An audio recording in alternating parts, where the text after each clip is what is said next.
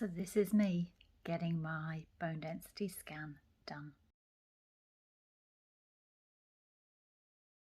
Did you know that 1 in 3 over 45 have issues with their bone density, which means that the strength of your bone and the integrity of your bone is weaker than it should be in the norm. Bone density testing I would recommend if you are in menopause or if you are concerned you're in menopause, and definitely if you're over 50, then I would look at getting your bone density scan looked at. And there's 2 scores that they come up with. One is a Z score and one's a T score. And I've had a lot of my clients that say, oh no, my bone density is good for my age. We don't want to know if your bone density is good for your age. You could be 70 and have bone density that's good for your age. It doesn't mean your bone density is good. So what you do want to know is your T-score, and that will give you your bone density. And that is not relevant from your age. It basically tells you whether your bone density is good or not.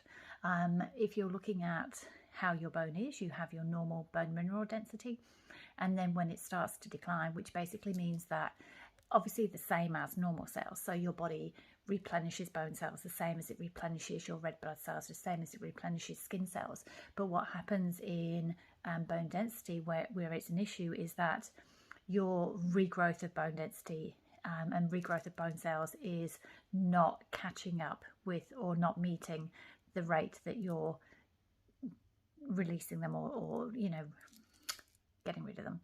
So as the bone is regenerated, it's not keeping pace with how you degenerate the bone. So that's how the bone becomes weaker. And the first sign of that is what they call osteopenia. And then once you're osteopenic, it's basically, let's try and keep it away from being osteoporotic.